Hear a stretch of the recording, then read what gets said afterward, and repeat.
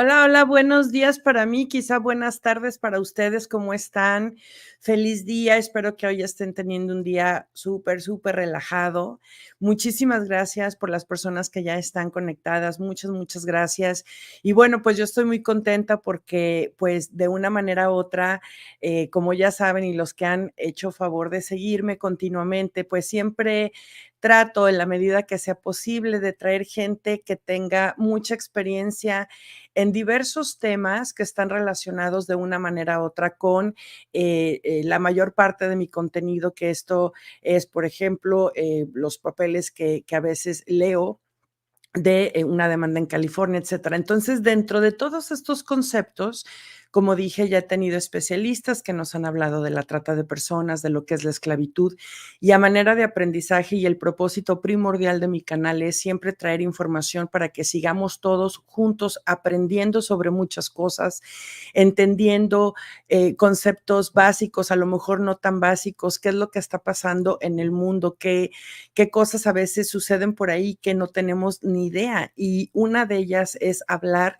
de las sectas, de los grupos coercitivos, las definiciones. Y bueno, entonces el punto es que yo tengo un invitado con mucha experiencia en este tipo de temas y que muy amablemente aceptó mi invitación a este programa para que él nos pueda explicar con todo su conocimiento y experiencia eso que realmente necesitamos entender. Entonces, sin más ni más, pues yo presento a mi gran invitado y agradeciéndole el abogado doctor Carlos Bardavio Antón. Muchísimas gracias por estar aquí. Pues muy buenos días, querida Angie. Buenas tardes en España, que es donde yo habito. Pero muy buenos días a ti, especialmente, y darte las gracias por invitarme a tu magnífico canal, cosa que, bueno, es un canal que ya sigo hace tiempo, la verdad. O sea, que por lo tanto estoy muy honrado, ¿no?, de tu invitación y también pues compartir con tus suscriptores y personas que ven tu canal, pues algunas de mis conocimientos, estudios y un poco pues también el tema que nos trae aquí también, posiblemente, ¿no?, que podremos hablar también del tema de Andrade, ¿no?, de Gloria Trevi, etcétera. Claro, bueno, pues de antemano muchas gracias por seguir mi contenido, eso te lo agradezco mucho y la honrada soy yo, porque de verdad yo creo que es tan importante, Carlos, ¿puedo llamarlo Carlos? Sí, claro, por favor. Es muy importante de veras que entendamos tantas cosas. Usted sabe perfectamente que a raíz de que sucede bueno, que resurge de una vez más todo este tema tan polémico y que pues también es mediático, hay conceptos que nos cuesta trabajo entender, quien no lo vive no lo entiende, incluso gente que lo vive sigue sin entenderlo. Entonces entran muchas ramas como la psicología, como en este caso, usted que es abogado y que aparte tiene un doctorado y se especializa en este tipo de temas. Entonces, claro que es muy importante su participación en mi canal porque necesitamos aprender y más allá de un caso civil en California, más allá de eso, ¿qué es lo que nos queda después de eso? Pues todo este aprendizaje. Entonces, si usted está de acuerdo, pues ahora sí que empezar por el principio, los conceptos que hemos escuchado tanto alrededor de esto. Por ejemplo, en algún momento a todo este caso se inició con la palabra clan, que fue de la manera que fue descrito. Después ahora tenemos un poco más de información y bueno, pues grupo coercitivo o grupo criminal. Incluso ha habido personas que lo han llamado secta porque se cree, no hay evidencia, pero se cree que sí hubo ciertas prácticas ahí dentro que pueden conectarse con una secta. Pero para entender los conceptos, empecemos por el que usted quiera. Pero antes de eso, por favor, explíqueme un poco de su biografía para que la gente lo conozca. Perfecto, Angie. Pues muchas gracias por darme paso y poder explicar un poco a tu audiencia un poco pues a lo que me dedico. Yo en 2017 defendí una tesis doctoral que fue la primera en España y de momento única, y casi me atrevería a decir que en Latinoamérica no existen tesis doctorales como la que yo hice, y lo digo lamentablemente. Pues un tema que es el tema de las sectas coercitivas, es un tema que lamentablemente también es un tema que está en muchísimos países y poco a poco ya hay sentencias, ¿no? Entonces yo hice una tesis doctoral sobre las sectas en derecho penal. que ha habido estudios, muchos estudios en psicología, en sociología, en criminología, pero estrictamente en derecho penal en España no había, es la primera tesis doctoral, y en Latinoamérica me atrevería a decir que tampoco hay, hasta donde yo sé, en el marco del derecho penal. Y esta tesis doctoral la publiqué en 2018 en una prestigiosa editorial española, Bosch, y a partir de ahí, bueno, ya antes yo ya era abogado, yo me colegié en la abogacía en el año 2008 y yo estuve haciendo la tesis doctoral mientras hacía juicios, es decir, pues, cuando no había juicio, cuando en los despachos donde trabajaba, pues a las horas de comer, por la noche, los fines de semana, etcétera, etcétera, pues poco a poco pues fui haciendo esa tesis doctoral muy compleja porque efectivamente, como tú bien has comentado, es un tema muy complejo, muy complejo. Si ya el tema, por ejemplo, de la violencia de género o el doméstica, intrafamiliar, o, por ejemplo, la trata de personas, ya son temas muy complejos, el tema de las sectas coercitivas mucho más, o sectas destructivas o sectas peligrosas, ¿no? Y a partir del año 2015 aproximadamente, ya cuando estaba terminando la tesis doctoral, pues empecé a atender a víctimas de hace casi 10 años, a víctimas de este tipo de grupos coercitivos. Y la verdad es que me sorprendió, porque yo hasta ese momento no había llevado a estas víctimas, me sorprendió la gran cantidad de personas que acudían a mi despacho porque ya me di a conocer en este mundo, ¿no? En el mundo, en España, luego ya en otros países, si hay tiempo ya te contaré algunos casos que he ganado que han tenido repercusión internacional. Y bueno, y a partir de ahí he publicado muchos artículos, pueden ustedes, si quieren ver un poco, publicados online, o sea, se pueden descargar artículos sobre la persuasión coercitiva, que digamos sería el germen o la fenomenología criminal por la cual se puede controlar sutilmente a las personas dentro de un grupo coercitivo, ¿no? Persuasión coercitiva que antes, hace décadas, se llamaba lavado de cerebro. Lo que pasa es que ese término de lavado de cerebro se abandonó porque era demasiado poco preciso, ¿no? Y pueden ustedes entrar en Google, poner mi nombre, Carlos Bardavia Altón, y verán que hay muchas publicaciones respecto a esta dinámica criminal, la persuasión coercitiva, que además es muy similar a la violencia de género en los estados iniciales, quiero decir, iniciales, donde la mujer tolera, justifica o incluso acepta el maltrato. Es muy similar en esos estados iniciales. Y en los últimos años, pues he tenido la fortuna de llevar casos muy importantes, como el caso de contra los testigos de Jehová, que se ganó aquí en España y en donde una jueza, los testigos de Jehová demandaron a la Asociación Española de Víctimas de los Testigos de Jehová, que son mis clientes. Y conseguimos una sentencia en donde por primera vez en España un juez declara que los testigos de Jehová existe cierta veracidad en que se comportan como una secta destructiva, porque ejercitan un control excesivo sobre sus miembros, etcétera, etcétera. No voy a redundar en eso porque lo pueden ustedes buscar en mi propio canal de YouTube o en otros lados. Y luego, este año precisamente, gané la primera sentencia en España por la cual se declara por primera vez criminal a un líder sectario por constituir una secta destructiva y por utilizar medios violentos y medios de control y de alteración de la personalidad para someter a sus miembros. Por lo tanto, aquí en España realmente el tema está ahora mismo en auge. De hecho, hemos presentado en España 300.000 firmas para que haya una reforma del Código Penal, pero también estoy asesorando a algunos partidos políticos y a grupos de víctimas en México, precisamente, por ejemplo, a grupos de los testigos de Jehová, también víctimas de la luz del mundo, es decir, a un conglomerado de víctimas asociados a este tipo de fenomenología criminal, sectas destructivas, y hemos conseguido, ahora el 27 de abril, y con esto termino, el 27 de abril hemos conseguido que una diputada federal presentase en el Congreso de la Unión de México un proyecto de reforma del delito de trata de personas para incluir la persuasión coercitiva, es decir, el antiguo llamado lavado de cerebro dentro del delito de trata de personas. Así que estamos en un momento, digamos, casi histórico, en donde muchos países, que podría hablar de otros, evidentemente, pero por tu cercanía o por tu naturaleza mexicana, entiendo, y la mía española, pues yo creo que queda claro que hay un auge de los estudios en cuanto a esta fenomenología criminal. Ahora, empezando por definiciones, ¿qué es un grupo coercitivo? Bien, a ver, la palabra grupo coercitivo es muy genérica, se utiliza casi para todo. ¿eh?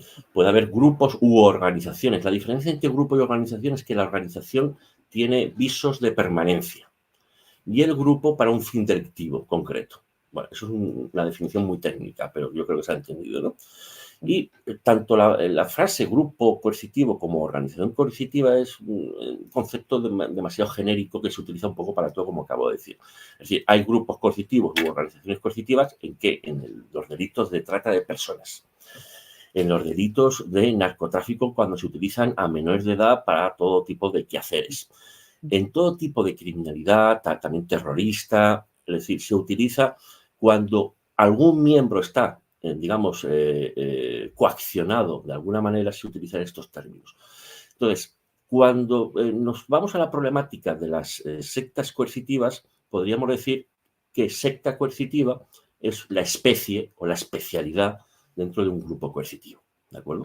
¿Por qué? Porque la palabra secta no está dentro del mundo jurídico, sino es un término del acervo social, sociológico también, y está definido en la Real Academia de la Lengua Española, que es la que hablamos nosotros. Y en el diccionario se habla de que una secta tiene 3 acepciones, ¿no? Una es que es un grupo que se separa de otro, mayor, cosa que podríamos decir que tranquilamente que la Iglesia Católica fue una secta en su día. Por tanto, no habría, digamos, una imputación si a alguien le dices, oiga, que usted pertenece a una secta. Bueno, pues se podría, históricamente, al menos hace 2000 años, así se podría decir, ¿no? La segunda acepción del diccionario es que una secta es un grupo de seguidores de una secta, ¿no? Por decirlo de forma fácil. Y la tercera acepción, que es la que más nos interesa, es un grupo de personas que siguen a un líder que tiene un poder carismático. La palabra carismático procede en parte, es similar, sinónimo de fascinante, de un poder fascinante. Y la palabra fascinante es un poder que paraliza, ¿eh? Es decir, el líder o los líderes tienen un poder paralizante o ya, si lo llevamos a un mundo criminal, a una interpretación más personal, podemos decir que muchas personas en el mundo entienden la palabra secta como algo criminal, porque se ejerce un poder absoluto o cuasi absoluto sobre sus miembros a través de ¿qué? De un poder fascinante, ¿no? Por lo tanto, esas definiciones son del acervo social, son sociológicas, pero no acaban de entrar en el mundo criminal, porque tener un poder absoluto dentro de un grupo, digamos, cuando se dice así, tal como lo digo, es neutro, es decir, un grupo, el líder, o los líderes, o los administradores de cualquier grupo humano, o la junta directiva de cualquier grupo humano, tiene el poder de tomar decisiones y, por lo tanto, tiene un poder absoluto sobre los socios, por ejemplo, ¿no? Pueden expulsar, como pasa en algunas religiones, o como pasa en algunos grupos coercitivos que luego son declarados así criminalmente. Por lo tanto, tampoco estas definiciones representan lo que la sociedad entiende por secta coercitiva o secta destructiva. Al final, ¿qué entendemos en el acervo social por secta o secta coercitiva? Entendemos un grupo en donde se manipula y se manipula psicológicamente a los miembros de tal manera que se les lleva a hacer cosas que si hubieran sabido lo que iban a hacer, pues no hubieran entrado en el grupo, ¿no? Es decir, típica frase de clientes que tengo, tanto en España como en México, en donde me dicen, mira, Carlos, yo, aunque sabía lo que estaba haciendo, me sentía la obligación de hacerlo, puesto que si no lo hacía, por un lado, no me elevaba espiritualmente, pero es que si no lo hacía podía sufrir algún tipo de infortunio, mal, podía sufrir alguna represalia, o me humillaban, o me coaccionaban, o sufrir un castigo más explícito, ¿no?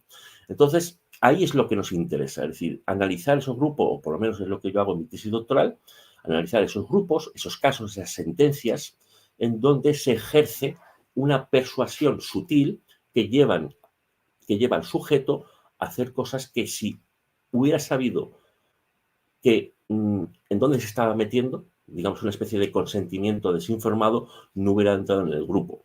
Por ejemplo, hay ciertas víctimas que entran en un grupo de yoga y acaban pues haciendo orgías con el líder. He tenido clientes en este sentido que luego me han explicado que realmente no querían entrar en ese tipo de orgías entre comillas, porque serían en verdad agresiones sexuales.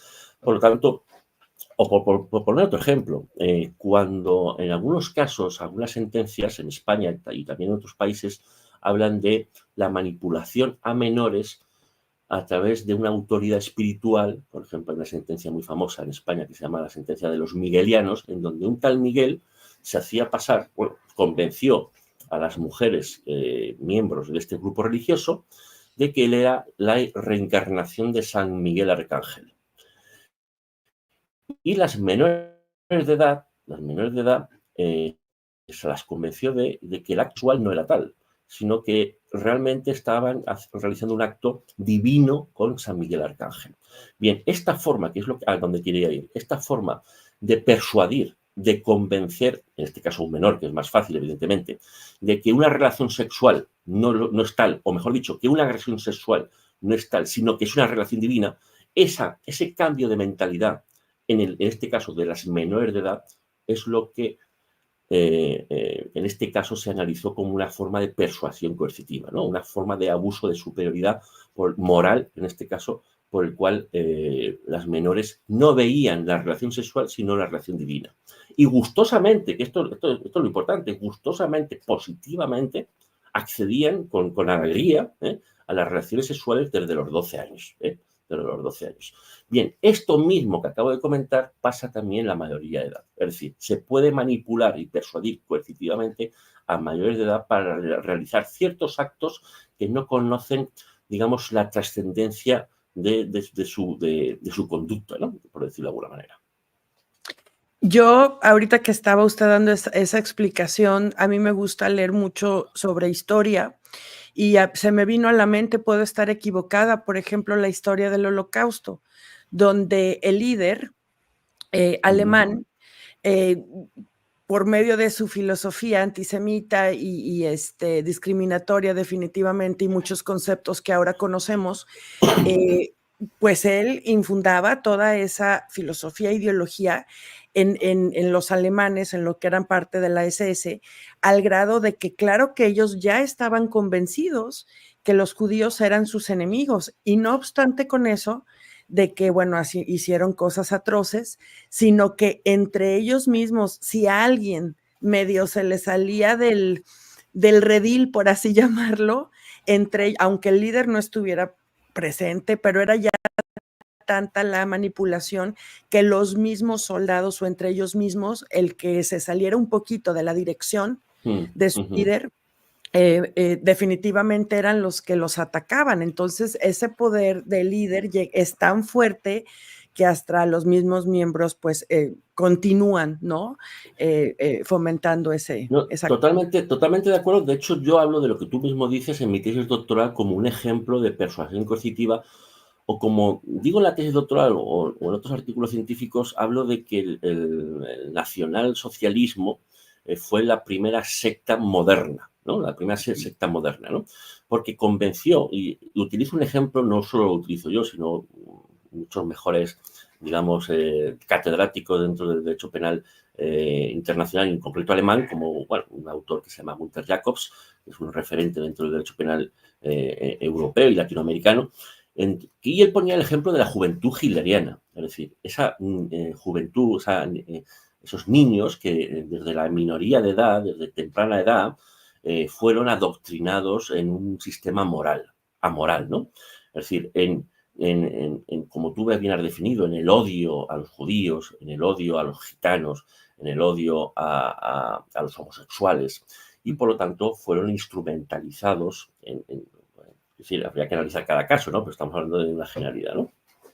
Instrumentalizados para luego cometer crímenes como el Holocausto. Y eso es un ejemplo que acabas de exponer magnífico y que puede hacer entender muchas veces a la sociedad cómo desde la minoría de edad, pero ojo, que hay muchos casos también desde la mayoría de edad donde se puede, digamos, adoctrinar de forma ilegítima, haciendo pues de los sujetos dependientes, adoctrinados y fanáticos que no tienen visos de oportunidad de acceder, como en el caso de la juventud hitleriana, a un sistema moral, a un sistema justo, o en otros casos a reconocer que se está cometiendo un delito injustificado, ¿no? Es lo que se llama en la doctrina el autor de conciencia o el autor por convicción. Es decir, la doctrina penal. Son aquellos sujetos que cometen delitos porque moralmente lo consideran necesario. Y entre ellos, dentro del autor por convicción, están los enemigos, que se habla de una forma jus filosófica. Los enemigos, el mayor ejemplo de ellos son los terroristas, que convencidos de, por ejemplo, el terrorista yihadista, ¿no? Convencido de ese deber moral, pues acceden a inmolarse o a cometer también actualmente los crímenes y actos terroristas más horrendos. Por lo tanto, el ejemplo que has utilizado es muy preciso, es magnífico. Usualmente un grupo coercitivo, una secta coercitiva, tiene por fin como resultado, sea permanente o continuo, permanente o absoluto, el destruir, el dañar, maligno. ¿Es así? Total, sí, a ver, ahí entraríamos en una problemática, pero vamos por la primera. El fin, es verdad, lo normal es que entendamos al grupo coercitivo y a su líder o a sus líderes, porque puede haber varios, o colíderes, o subalternos, ¿no?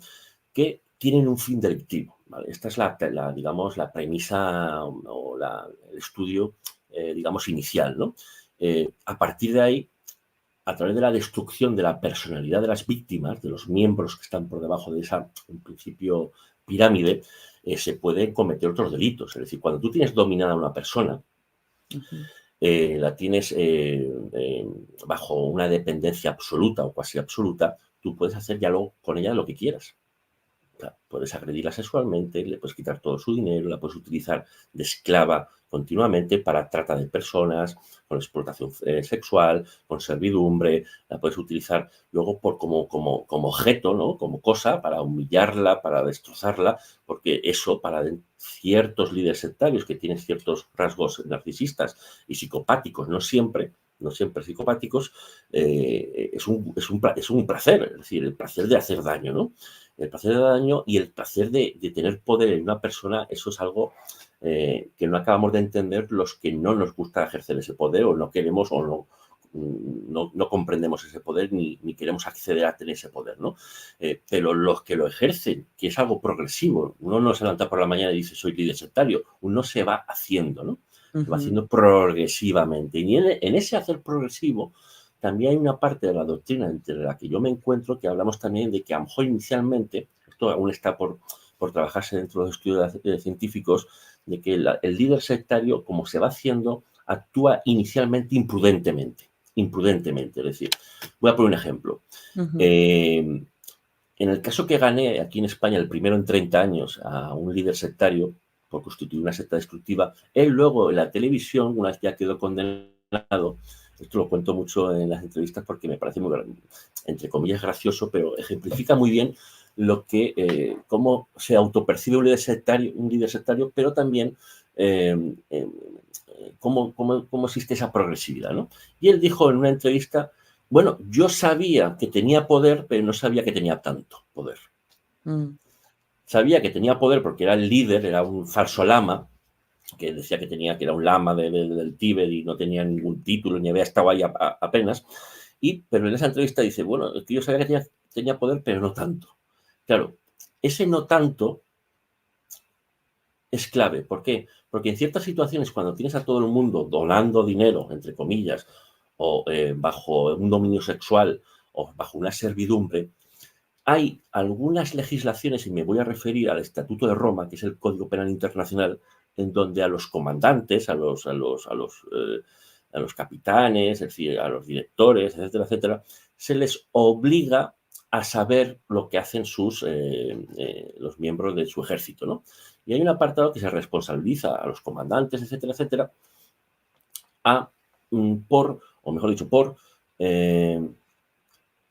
como dice el Estatuto de Roma, la Corte Penal Internacional dice concretamente, hubiera debido saber o debería haber sabido que a través del comportamiento que estaban realizando sus, miembros del ejército, estaban cometiendo delitos de genocidio o lesa humanidad.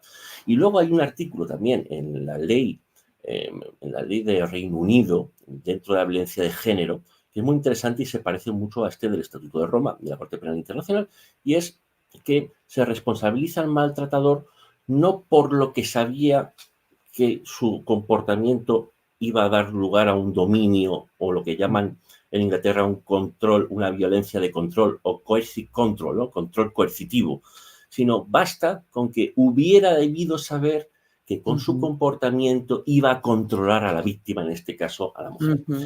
Por lo tanto, estamos inicialmente, la explicación más simple es que el líder dolosamente, que es con conocimiento y voluntad, desea dominar a las víctimas, pero también se empieza a legislar en cuanto a que ese líder que tiene una autoridad incriticable, que genera una confianza especial y por lo tanto tiene un deber de protección mayor, puesto que ha generado una confianza especial en las víctimas de un grupo coercitivo, presuntamente coercitivo, tiene el deber de salvamento, tiene el deber de protección de sus miembros. Por lo tanto, tiene que analizar si sus órdenes, si sus consejos van a llevar o no a un estado de dependencia y control de sus miembros. Por lo tanto, yo soy de los que defienden que este tipo de líderes no solo deberían de ser criminalizados por un delito doloso, sí, con conocimiento y voluntad, sino también en una fórmula a caballo entre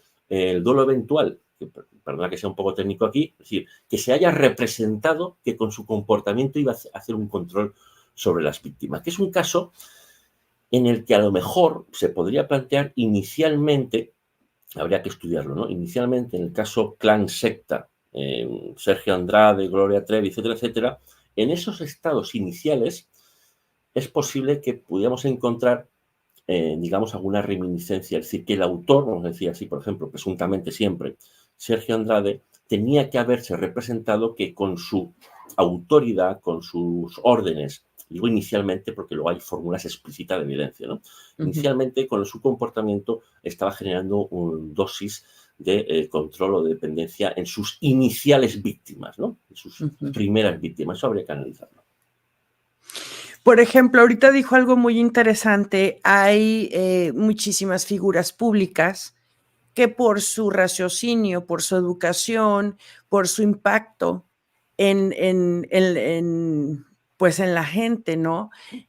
Son líderes natos, por así llamar. O sea, yo digo, bueno, veo ejemplo, a un cantante que empezó de nada y ha trabajado mucho. Entonces, pues es algo que tú como ser humano puedes admirar.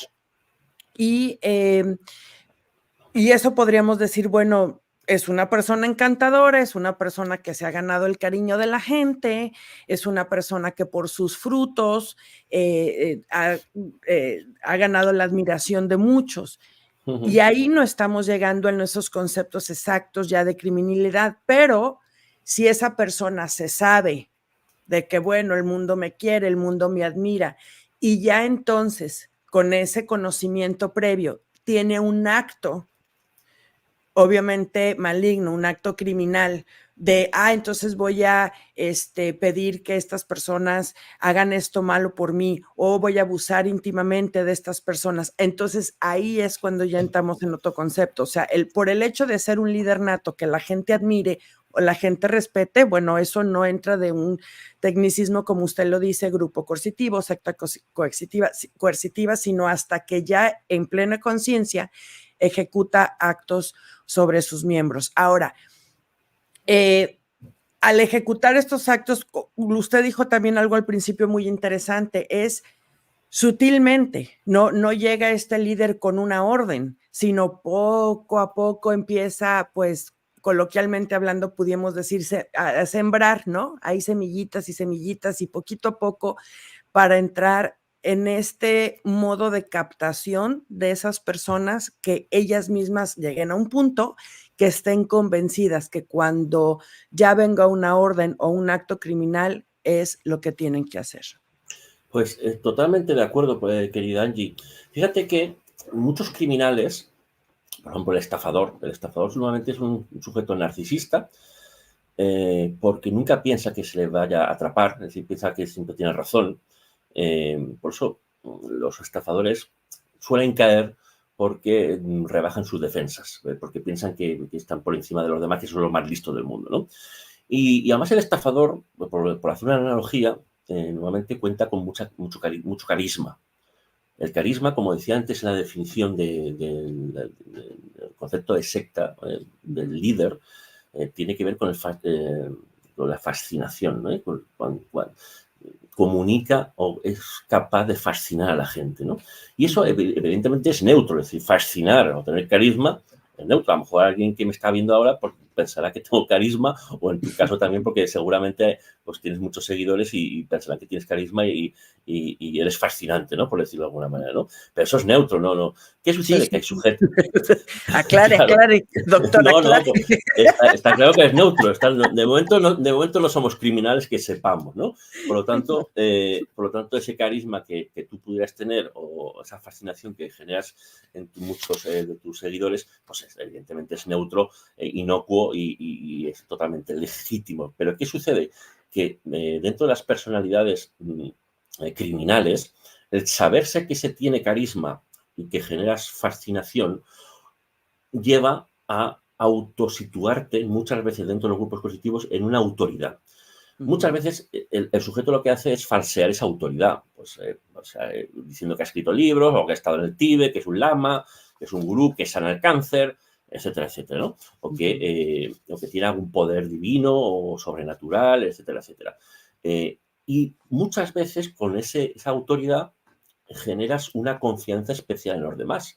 Es decir, los seres humanos nos gusta tener ídolos. O sea, el ser humano le gusta tener ídolos, cantantes, haciendo una cierta reminiscencia, y escritores, etcétera, etcétera. Y ahí se genera siempre cierta dependencia. Por ejemplo, ahora dentro de 1 hora y media juega el Real Madrid-Barça, yo siempre pongo este ejemplo, y el Real Madrid-Barça y otros equipos, allí en México, etcétera, pues generan fanatismo, pero eso es neutro. ¿Qué sucede? Que hay un límite entre generar fanatismo y dominar al fanático que has creado, ¿no? Sí, el Real Madrid no es culpable de tener fanáticos que luego, o el Barcelona, que luego tiren sillas, o se peleen, o intenten matar a los del otro grupo, ¿no?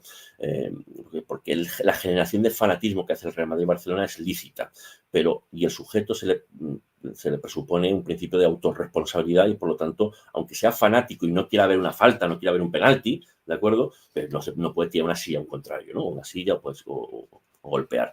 Pero hay un momento en el que la persona fanatizada o autofanatizada, porque tiene un carisma, se sabe, con ese poder de fascinación, eso genera poder. Y el poder contamina, el poder lleva al ansia de más poder.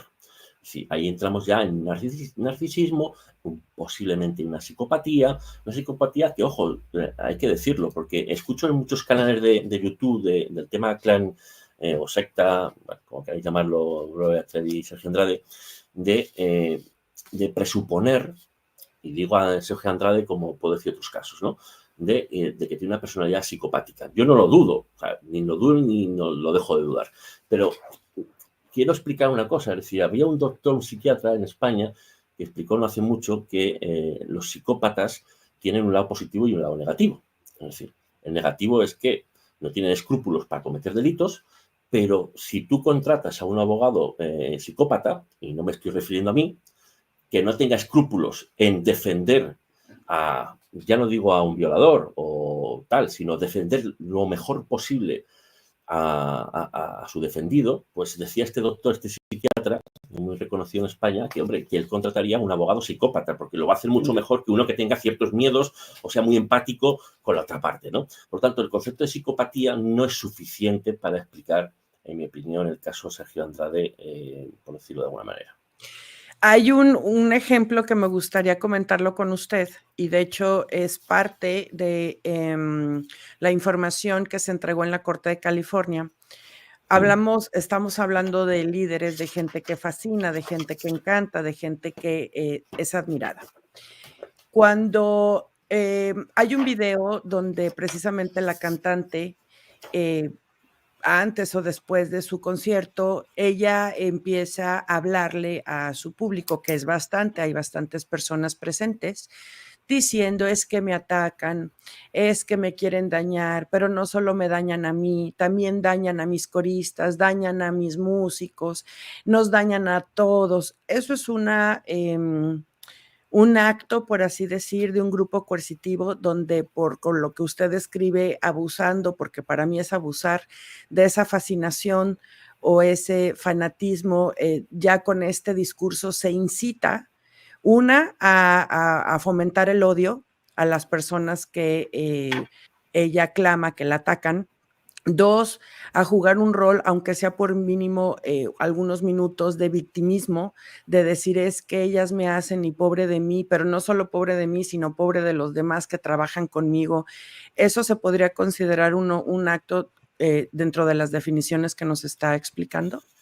Yo creo que sería inicialmente sería decir mucho porque Gloria Trevi, al igual, lo voy a decir porque quiero decir, es la verdad jurídicamente hablando. Otra cosa es lo que yo piense personalmente, es mi opinión, pero jurídicamente hablando, tanto Sergio Andrade como Gloria Trevi, como Raquel, como cualquier otra persona que fuese incluida en la demanda por las Jane Doe, tiene el derecho, tiene derecho a presunción de inocencia. Claro. Es decir, la presunción de inocencia, otra cosa es que yo opine, no digo yo Carlos Bardavío. Totalmente entendible. Hasta Sergio Andrade tiene, o sea, jurídicamente la presunción de inocencia. Eso es un deber legal, Carlos, eso es un deber legal totalmente, de que hay un disclaimer que yo digo, se narran los hechos, se narran las declaraciones, pero pues es un deber legal de comunicar también con responsabilidad de que mientras no haya un jurado diciendo un dictamen, todo el mundo tiene la presunción de inocencia, por supuesto. Claro, por supuesto que sí. Otra cosa es lo que Carlos Bardavío opine, que no estoy aquí para dar mi opinión, que creo que personal, sino estamos hablando un poco en términos jurídicos para ilustrar a la sociedad cómo funciona el mundo de las sectas coercitivas, que luego daré algún detalle de dónde podría haber cierto vínculo con este grupo, ¿no? Pero, y también, evidentemente, tienen derecho de defensa. Es decir, cuando Gloria Trevi ejercita el derecho de defensa o la presunción de inocencia, lo puede hacer judicialmente o extrajudicialmente. Es decir, lo puede hacer de cara a los estrados dentro del juzgado o fuera. Es decir, ella puede decir que no tiene nada que ver, puede ser más o menos victimista, eso lo puede hacer porque está dentro de la libertad de expresión y dentro del derecho de defensa. Ojo, y al revés también, es decir, existe la vulneración de la presunción de inocencia extraprocesalmente. Es decir, cuando, por ejemplo, ha habido casos donde ministros, y no digo ministros de culto, ministros en el sentido europeo son parte del gobierno, ¿no? Cuando políticos, vamos a decirlo así en general, que tienen información de un caso judicial, lanzan, imputan a alguien que no está condenado, y le imputan un delito afirmando la comisión y la responsabilidad del delito sin que haya una sentencia. Y esto ha habido casos en Francia, en otros países, en España también, donde se han utilizado ciertos datos para precondenar a ciertos sujetos. Esto es una vulneración de la presunción de inocencia extraprocesalmente, si fuera del procedimiento, ¿no? Pero es verdad que la ciudadanía en México, California, Baja California, en España, que también se sigue el caso, tiene el derecho de opinar lo que le dé la gana, siempre sin decir palabras injuriantes, ¿no? Injuriantes. Claro. Pero yo te diré que a mí hay cosas, este caso, yo ya expliqué en el canal de Liliana Regueiro, en donde estuve en 2 ocasiones, una hace poco, y ella, en la segunda entrevista que me hizo, o charla, vamos a decirlo así, me dice, hombre, Carlos, tú al principio del caso, que fue a principios de 2024, no conocías mucho del caso. Y yo le reconocí que es verdad, no conocía mucho el caso más allá de forma muy genérica. A partir de ese momento, el caso me interesó mucho, pues puesto que yo pues, soy experto en sectas coercitivas y, por lo tanto, vi ciertas similitudes. Cosa que yo, antes de que me hiciera la entrevista Liliana Regueiro, la primera entrevista, yo ya publiqué un año anterior un libro precisamente en México, sobre sectas criminales y sectas coercitivas. Se llama así, sectas criminales y sectas coercitivas en el derecho penal mexicano. Y hablé del caso Gloria Trevi, pero no de forma profunda porque no disponía de documentación de aquel caso de hace 20 años, ¿no? Sí. Pero posteriormente a esa entrevista con Liliana, ha habido gente que me ha pasado documentación del caso de Chihuahua. O sea, no soy, quiero decir, somos ya muchos, ¿no? Tú también, Angie, yo sé que tú también has leído mucha parte de la documentación y a mí hay muchas cosas que me sorprenden. Sí, Muchas cosas. En verdad, por llegar a un poco a una conclusión, este es un caso extremadamente atípico. sí. Extremadamente atípico, por muchos motivos. Porque ha habido tantas declaraciones en tantos sentidos que es un galimatías. Si los abogados que se enfrenten a este caso en un lado u otro tienen muchísimo trabajo, puesto que hay que analizar no solo la documentación del caso desde hace 20 años, 20 y pico años, sino todas las manifestaciones, que es lo que yo haría, todas las manifestaciones de todas las personas que han hablado en medios de comunicación que tengan que ver con el caso. Porque, por decirlo de otra manera, el caso se ha ido contando muy poco a poco. Sí. O sea, no. Y eso, y claro, y sabe que, doctor, eso ha generado mucho caos, no solo a nivel legal, como pues es el área de usted, sino incluso a nivel público, porque acaba de decir algo sumamente importante, aunque hay una idea obviamente general que nos han narrado las sobrevivientes, por ejemplo, Aline y Karina Yapor sacaron un libro, pero sí sigue saliendo información. Entonces, ha habido, vamos a llamarlo así, en destiempos, donde muchas, no todas, pero algunas de las sobrevivientes ha proveído información al público. También, bueno, en los supuestos, ¿verdad? Los supuestos responsables o supuestos copartícipes, también han entregado un podcast, han entregado una serie, un libro. Entonces, vamos tomando. Y a mí, yo he de admitir, y lo he admitido, o sea, yo misma, por ejemplo, generé cierta empatía en algún momento por una de las posibles copartícipes, lo externé públicamente Lo porque sé porque, acababa de... lo sé porque te sigo. Porque Claro, cuando digo que te sigo a ti y otros canales, no solo he visto los actuales, he visto los de los últimos años. Lo digo sí, porque hay gente que me ha dicho que como no sé nada, bueno, no sé nada, yo sé lo que sé, lo que usted no sabe es lo que yo sé. Digo, claro. no usted, no Entonces, digo yo Angie. esa empatía, porque bueno, pues acababa de salir un producto, ¿verdad? Un podcast con una historia. Y entonces yo, pues, ¿cómo? Pues sí, pues, y a muchos, porque yo pues he leído comentarios, ¿verdad? De muchísima gente, de incluso, o sea, era el nivel de empatía de que, ¿cómo? Pero pobre, o sea, ok, que incluso junto con otra persona que yo colaboraba, lanzó una convocatoria, por así decir, de pues alguna ayuda, algún abogado que la ayude, porque bueno, pues traíamos cierto grado de información. Pero posteriormente a eso, ¿qué es lo que pasa? Que viene más información y yo, en mi caso, empiezo a leer documentos, ¿no? Donde viene una respuesta, viene una contrademanda que me conecta así como que un shock en mi cabeza porque dije, espérame, es que la empatía que me generó tu podcast me la estás desbaratando totalmente con las respuestas y la contrademanda que estás entregando en corte. Y entonces yo ahí todavía como que sí, como que no, y como, o sea, incluso antes de esa contrademanda me acuerdo que mucha gente escribía también en mensajes, no solo en mi canal, en muchos chats que tocábamos el tema, que decían, es que hablen con ella, díganle que se una a las muchachas, que no se vaya con la cantante, que se una de esta, pues yo fui una de esas que en su momento sí, levanté el teléfono y dije, ¿por qué no te unes? ¿No? Y bueno, me dio una respuesta y bueno, no. Entonces, pero conforme empieza a salir esa información y a la par, no solo de, como dije, los documentos legales, pues obviamente, por ejemplo, el podcast de Lili, ya ahora que otras sobrevivientes están también dando mucha información, entonces dices, pues caí en el encanto, como usted dice, caí en el encanto, caí en Pues, esa, pues de una manera u otra yo me considero una persona empática y pues caes en todo ese tipo de cosas, pero ahora, pues ya empiezas a ver más información y dices, chin, o sea, pues no, no era por ahí, ¿no? claro, fíjate que yo creo que, no sé si tú has llegado a leer, bueno, yo he tenido la suerte de leer las declaraciones de Liliana Regueiro en Chihuahua y en otros lados. Bueno, solo voy a hablar de esa.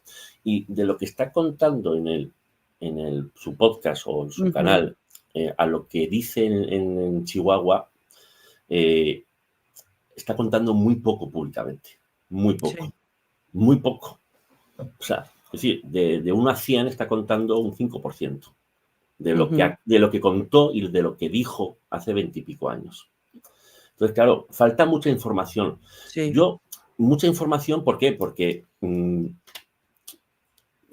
por muchos motivos, es decir, uno no Por puede muchos llegar. motivos que ellas sabrán hasta dónde pueden y no pueden contar, Carlos. Exactamente, Es que también exactamente. es que a veces, y yo me incluyo, ¿verdad? Queremos saber y queremos saber y queremos que ya pase el juicio y queremos muchas cosas, pero bueno, también ellas a su momento sabrán qué decir, no decir. También es un proceso de sanación Exactamente. que ellas tienen, que a lo mejor no quieren soltar todo. Yo me acuerdo que tuve la oportunidad de tener a una de ellas en mi canal, una entrevista con Lupita, y a mí me impresionó mucho el grado de manipulación que paulatinamente y como usted dice, sutilmente se manejó con ella. Yo lo vi en los documentos, yo lo vi, lo constaté. Entonces, y yo recuerdo que había sido altamente ella criticada porque en un programa anterior, en otro canal, no en el mío, obviamente, pues no había dicho qué persona la había llevado. Entonces yo le pregunté previo a mi entrevista, ¿por qué no comentaste? Ay, es que yo no, o sea, no era su intención como hacer daño, no es voy a ocultar porque quiero esconder. No, pero es que también no van con la intención de dañar. Y me dijo, pero Angie, en tu programa lo comento, no hay ningún problema, como tú quieras. Y así fue. Sí, he visto la entrevista, fue hace poco, ¿verdad? Hace Sí. 3, 4 días, ¿no? Puede ser, ¿no? No, un poquito más, como unas 2 semanas, creo, o 2 3. semanas. Guadalupe Carrasco, ¿verdad? Correcto. Pues sí, la vi, es verdad. La vi hace poco, la vi en un viaje que tenía el otro día de trabajo. Pues estoy totalmente de acuerdo. Fíjate, si hacemos un paralelismo con las sectas coercitivas, que ahora daré unos parámetros, con este caso, fíjate que la doctrina o los estudios en psicología más autorizados, me voy a centrar solo en uno, de un español que hizo una tesis doctoral sobre esto, pero fíjate lo que dice este doctor en psicología que hizo una tesis doctoral sobre persuasión coercitiva y sobre sectas destructivas. Y él dice que hay 4 técnicas de control, de control. Las técnicas de control ambiental, técnicas de control emocional, técnicas de control cognitivo y técnicas disociativas. Dentro de cada técnicas de control ambiental, habla del aislamiento, control de la información, dependencia, es imponer una dependencia existencial, debilitamiento psicofísico. Bien, técnicas de control emocional, habla de activación emocional del gozo, imposición de miedo, culpa y ansiedad, aplicación selectiva de premios y castigos. 3, técnicas de control cognitivo, denigración del pensamiento crítico, uso de la mentira y el engaño, demanda de condescendencia, control de la atención, control sobre el lenguaje, alteración de las fuentes de autoridad. Y 4, como técnicas disociativas, uso de drogas, negación de tratamientos, auxilios médicos, negación de prescripción de tratamientos. Y, por último, dentro de esta técnica disociativa, cánticos, mantras, habla en lengua, bueno, es decir. Pero lo que dice este autor es que dentro de la persuasión coercitiva puede haber una de las técnicas que acabo de comentar, muchas, varias o todas, es decir, según la intensidad. Entonces, cada uno se debería preguntar, ahora viendo a uno de los autores, en mi opinión, más importantes a nivel mundial sobre esta problemática a nivel de psicología, de todo lo que he nombrado, ¿cuántas se asocian al caso de Sergio Andrade? ¿Cuántas? De las 16 que he leído, ¿no? Que están divididas en 4 suprafactores. Yo creo que muchas. Yo creo que muchas. Entonces, yo, por si quieres que dé una opinión jurídica, lo que veo en este caso, juntando todas las declaraciones, que han sido las que están judicializadas y las que he oído públicamente, yo podría concluir, digamos, provisionalmente, es una opinión Claro. provisional y eventual, de que Porque todo puede cambiar y lo exactamente, entendemos, por supuesto. con todo el respeto a todo el mundo, pero tiene indicios, vamos a decirlo así, indicios de que el método de captación y el método de convencimiento, de persuasión sobre lo que se estaba haciendo ahí dentro tiene síntomas o indicios de persuasión coercitiva, pero que luego progresivamente, al igual que el maltratador, que también utiliza técnicas de persuasión coercitiva, como son ciertas miradas, ciertas frases, ciertos consejos, etcétera, etcétera, luego se ha ido deformando a fórmulas de violencia explícita, evidentemente, como cuentan muchas de las víctimas. Ya hablamos de trata de personas, según cómo cuentan las víctimas, de trata de personas bajo la modalidad de servidumbre y de violaciones explícitas, inclusive pues de delitos contra el género de la mujer a través de esos abortos involuntarios provocados por unos métodos horrorosos. Horroroso. Entonces, esa captación a través de, hola, soy un productor, vamos a decir, o yo soy la mayor cantante, venidos a mi grupo, que vais a estar aquí, divinas de la muerte, o ese escenario positivo, ¿no? O fascinante Sí.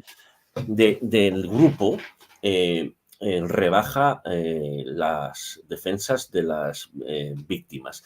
Y dos, esa forma de convencer, según dicen muchas víctimas, que algunas otras realizaban de cómo tenían que comportarse con Sergio, de cuál era la relación que tenían que tener con Sergio en privado y qué tenían que hacer en privado y cómo y qué debían de pensar de Sergio y cómo debían sentir a Sergio, porque les introdujo poco a poco la idea de que ya no era tanto una relación sexual, sino un deber tuyo positivo, puesto que era lo mejor que te podía pasar en la vida. Claro, luego según cuentan las víctimas, esa personalidad maltratadora, que yo la asocio por lo que dicen las víctimas, siempre por lo que dicen las víctimas, indiciadamente esa personalidad maltratadora de Sergio lleva a fórmulas más explícitas luego de torturas, ¿no? De delitos contra la integridad moral, es decir, de vejaciones, violaciones, porque son agresiones sexuales. Agresiones sexuales cuando hay violencia o intimidación son agresiones sexuales aquí, allá y más allá.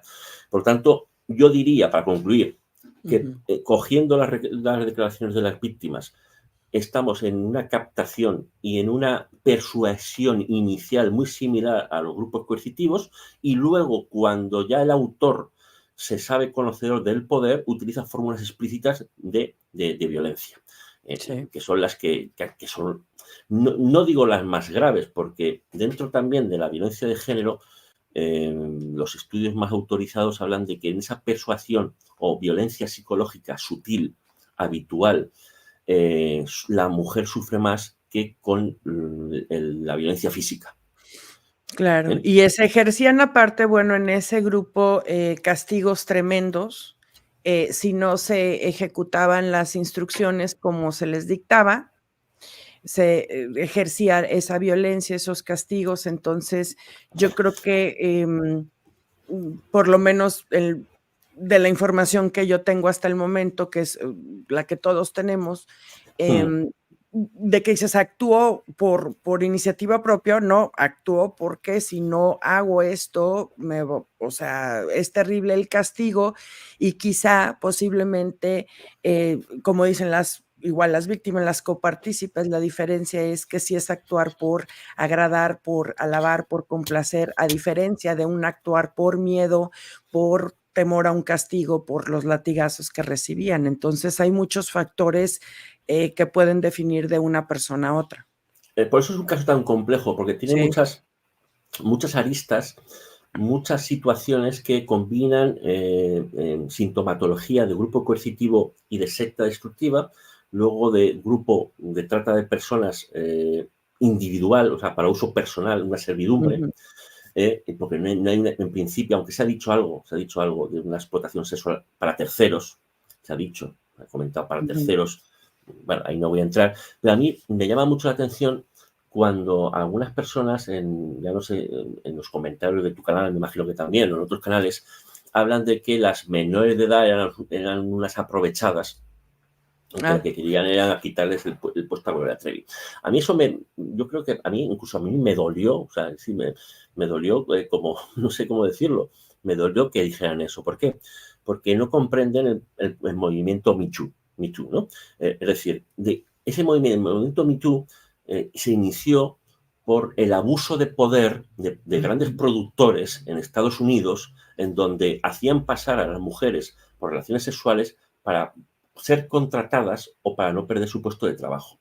Y claro, uno cuando está en su casa viendo la televisión o el YouTube aquí, es muy cómodo decir, mira, se podría haber ido, tiene 15 años, ya tiene, hombre, ya sabe leer y escribir, o más o menos, y ya se puede ir a su casa porque no estaba tan lejos en algunos casos, ¿no? Y no estar ahí haciendo lo que le pedía el tal Sergio o la tal Gloria o lo que sea. Entonces, ese tipo de personas, ciudadanos, evidentemente, sin conocimientos jurídicos y mal informados, no entienden lo que es el abuso de superioridad.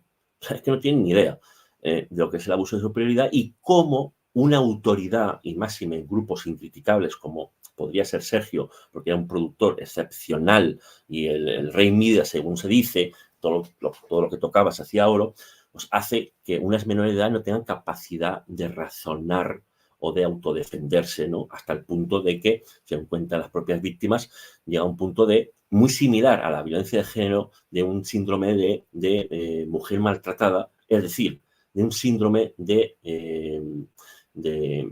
dependencia o de indefensión aprendida, que habéis hablado mucho en los canales, por lo cual la única manera de defenderse es procurar que, en este caso, Sergio no otorgase más palizas y, por lo tanto,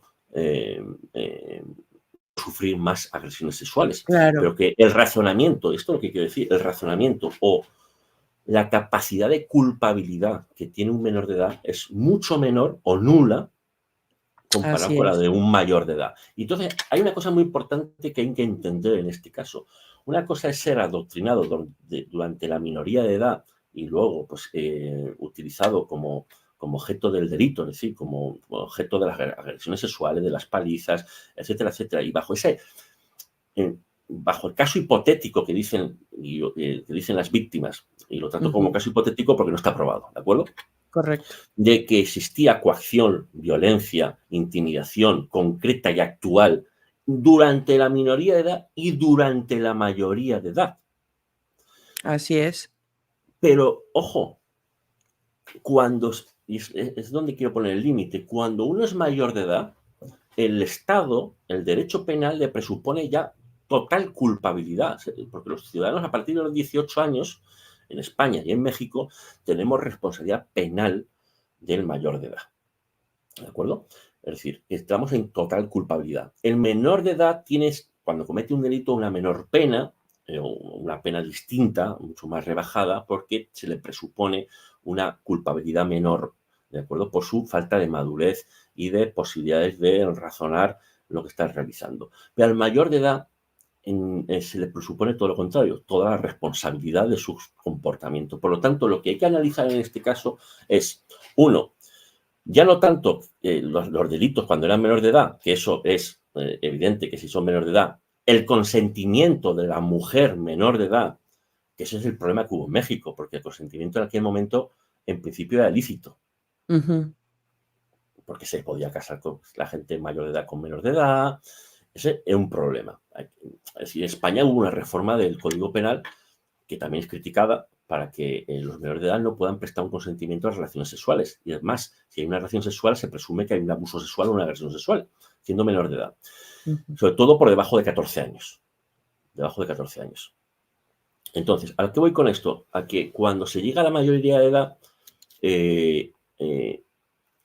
si se constata que progresa esa coacción, esa intimidación, está igualmente bajo un estado de dependencia y de control del cual es víctima. Pero hay que probar cuando se es mayor de edad eso. Usted acaba de decir algo súper, súper, súper interesante, porque precisamente uno de los grandes puntos muy, muy polémicos y de disputa, incluso hasta de pelea entre usuario, usuario, canal, canal, etcétera, es precisamente eso, de que dicen, pero es que X persona ya era mayor de edad, pero usted acaba de decir eso. Bueno, pero si se comprueba que cuando se brinca de la minoría a la mayoría de edad sigue habiendo toda esa coacción, manipulación y varios factores, aún siendo esa persona mayor de edad, no no se le adjudique ese delito. Totalmente. Y además ya dije en el canal de Muy Liliana una cosa que creo que la sociedad tiene que entender. El haber sido víctima en la minoría de edad, ¿de acuerdo? Vamos a hacer un caso hipotético, no excluye de la responsabilidad de la mayoría de edad. Voy a poner un ejemplo. Un niño abusado sexualmente a los 10 años, si luego ha sido, pues, de alguna manera socializado en relaciones sexuales coactivas o violentas o de agresiones sexuales y luego reproduce ese comportamiento a los 25 años, no se le excluye de responsabilidad porque haya sido víctima a los 10 años o a los 12 años. Entonces, tiene que haber una continuidad.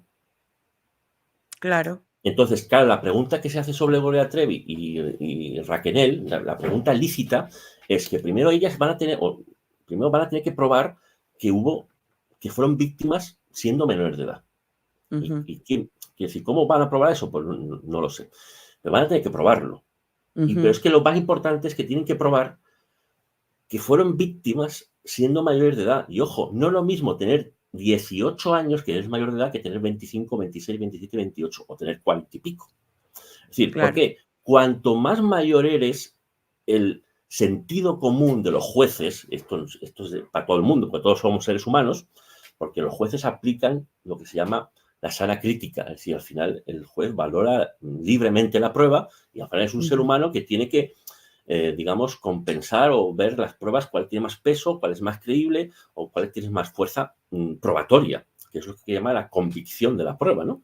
Entonces, en el caso de Gloria Trevi y Raquel, el juez va a tener que pensar primero, si hay pruebas respecto a esa victimización, es decir, a los delitos que dicen que sufrieron siendo menores de edad y mayores de edad. Pero a lo que voy con esto es que cuanto más mayor de edad eres, tú tienes mayor madurez, mayores armas para escapar, de denunciar, de ayudar. Y además se te exige más. ¿Por qué? Porque tienes más experiencia. Lo voy a decir de otra manera. Cuando yo voy a juicios en donde, por ejemplo, bueno, de toda clase, ¿no? He defendido, bueno, pues como todos los abogados defendemos unas veces a presuntas víctimas, porque nunca se sabe, y luego a presuntos autores.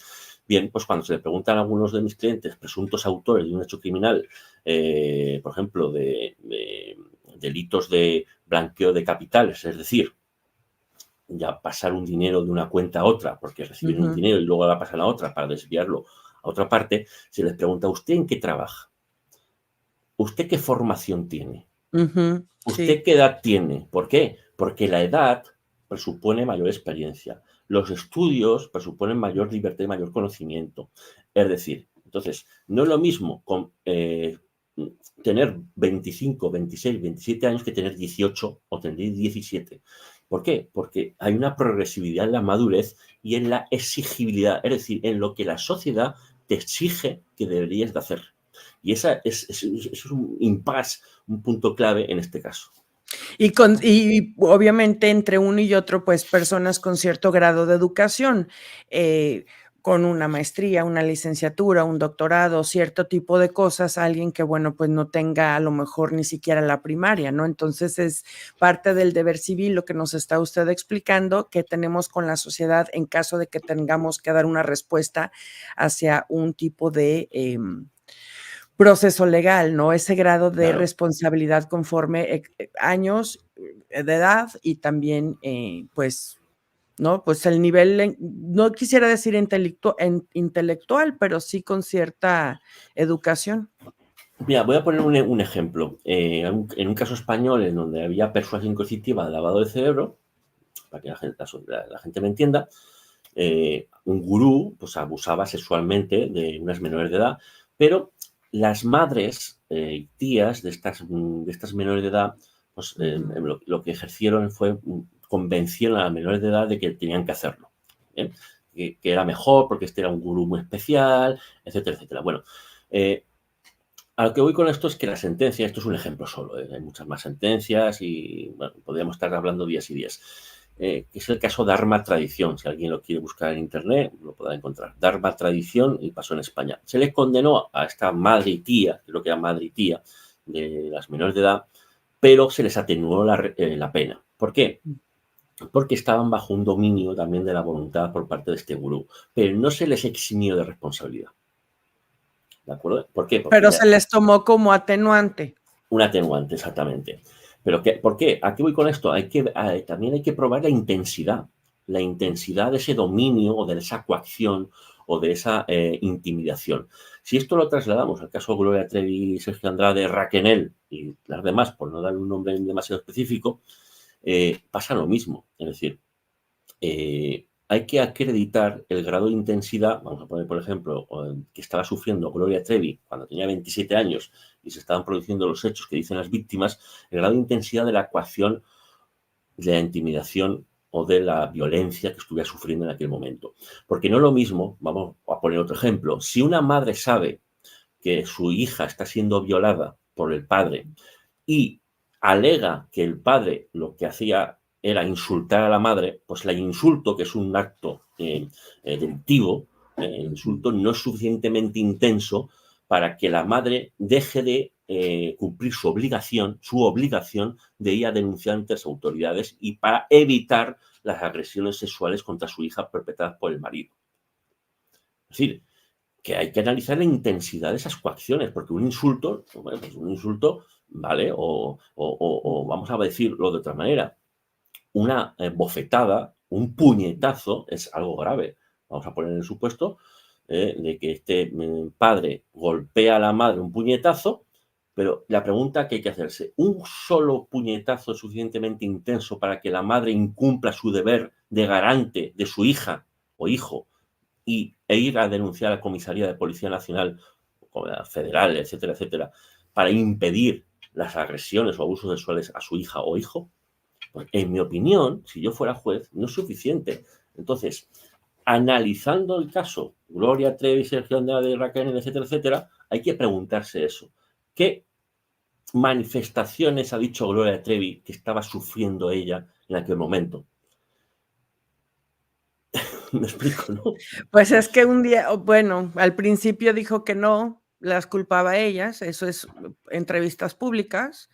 Después dijo que ella no se consideraba víctima, después dijo que ella lo perdonaba, después pues seguía de una manera u otra atacándolas a las sobrevivientes, después dijo que sí era víctima, que tenía un abusador, pero pues ¿qué le digo, doctor Carlos? Yo creo que usted también ya está empapado de pues que han sido una variante, ¿verdad?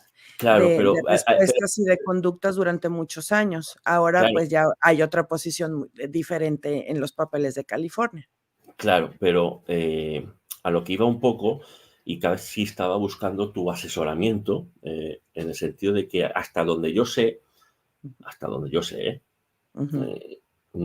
Gloria Trevi no ha descrito de forma tan minuciosa, hasta donde yo sé, corrígeme si me equivoco, tan minuciosa como han hecho otras víctimas, No, digamos, las coacciones. definitivamente no. Y eso yo creo, considero, es mi opinión, que es parte también de ciertas polémicas, porque bueno, sí mencionó un par de eventos muy, más bien dicho, no detallados. Si estamos como la pregunta que usted me está haciendo a comparación de ahora, por ejemplo, Lili, como está hablando, ¿verdad? No, definitivamente no hay detalles. Creo que uno de los cuestionamientos fue, oye, pero ¿en qué año? ¿Cómo? ¿Dónde? O sea, Claro, no fue así como un chispazo y, de sí, he y sido víctima. justo, y justo iba a eso. O sea, es que yo saqué este tema a propósito porque quería lanzar una idea, ¿no? Yo creo que Gloria Trevi ha estado muy bien asesorada desde el principio legalmente, desde el principio. ¿Por Sí, qué? Porque estuvo en prisión preventiva y como para no estar bien asesorada legalmente. Y además tenía capacidad económica y así lo ha claro. demostrado en estos procedimientos que quedó absuelta y oye, perfecto, quedó absuelta y no hay nada más que decir sobre el caso de Chihuahua, ¿no? Pero ha estado, mi sensación es que ha estado muy bien asesorada legalmente. ¿Por qué? Porque lo primero que decimos los abogados a los clientes en este tipo de casos, bueno, o en casos complejos, en verdad en todos, no digas nada en televisión, Ujú, ujú. salvo que yo vea como casos que estoy llevando ahora, y ustedes si entran en mi canal de YouTube verán que estoy llevando un caso de un gurú que le daba mercurio a sus adeptos, mercurio, ¿eh? Ay, Y se, Dios. y se lo tomaban. Bueno, pues sí que ahí mis clientes están hablando porque son clientes que lo hacen muy bien y saben perfectamente cómo expresar la verdad, ¿no? Pero, ¿a qué voy con esto? A que me da la sensación de que Gloria Trevi ha estado muy bien asesorada, cosa que es legítima, está dentro Claro, del derecho de defensa, y me da la sensación también, por el contrario, de que las víctimas han estado muy mal asesoradas, no solo porque su declaración en el caso de Chihuahua no llegó a tener un efecto de denuncia, cosa que es lamentable, es vergonzosa, es una cosa horrorosa, que cuando alguien va a declarar, en el caso de esta chica, Karina Yapor, ¿verdad? Si no me equivoco. correcto. Karina Yapor. Y hoy dicen que ellas también eran víctimas de delitos, claramente de delitos manifiestos. Eso ya no es un fallo judicial, ahí pasó algo. O sea, sí, lo estaban diciendo en castellano, no estaban diciendo me han violado en chino. Ujú.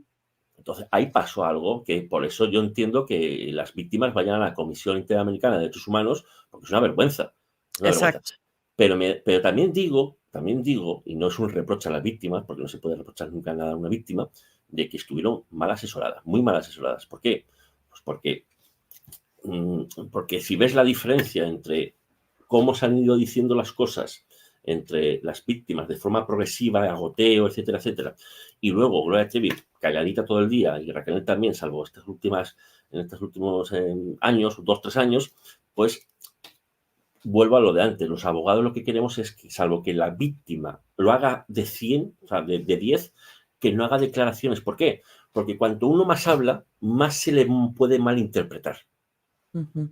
Pero, ojo, no se malinterpretar no solo por la sociedad, que tendrá el derecho de malinterpretarlo con lo que quiera, también el juez. Ujú. Entonces hay que tener mucho cuidado. Una de las cosas que, como comenté hace rato, cuando no sé si usted opine lo mismo y más si ha visto, pues, mi canal, entonces ve las reseñas de los documentos y todo, Uh -huh. que en su momento, y creo que hasta la fecha me impacta ver cómo el tema de Raquel, a veces creo yo que es hasta más polémico que el de la misma Gloria. De que Uh sí, -huh. que no, que si está con ella, que si no está con ella. Bueno, y una serie de información que ella dio en sus declaraciones. Y en Uh su -huh. momento, como dije, lo comentamos otra persona con la que yo colaboraba y que se hizo público, decíamos, es que es importante y vital que tuviera una representación jurídica. Eso no quiere decir que abogo por ella o no abogo, la defiendo o no la defiendo, sino que es esencial. Totalmente. Esencial, porque incluso dentro del proceso, que hasta donde yo he visto en los documentos, ya se firmó, se entregó una forma donde está, por lo menos, las Jane Doe y Gloria, no recuerdo haber visto una de Raquel, donde hay una posibilidad, o por lo menos la flexibilidad de llegar a una mediación o de tener una junta conciliatoria, donde yo expliqué que eso no significa declarar a alguien culpable o inocente, se llega a un punto de mutuo acuerdo y esto lo Uh ofrece el -huh. estado de California para evitar costos, que es inmensamente alto los costos de llegar a un juicio. Y Totalmente. eso también se necesita explicar porque si Gloria decidió decir, bueno, estoy dispuesta a tener una junta conciliatoria, una mediación. Si las Jane Doe dicen, bueno, pues yo también. Eso no significa declarar, nuevamente repito, a alguien culpable o inocente.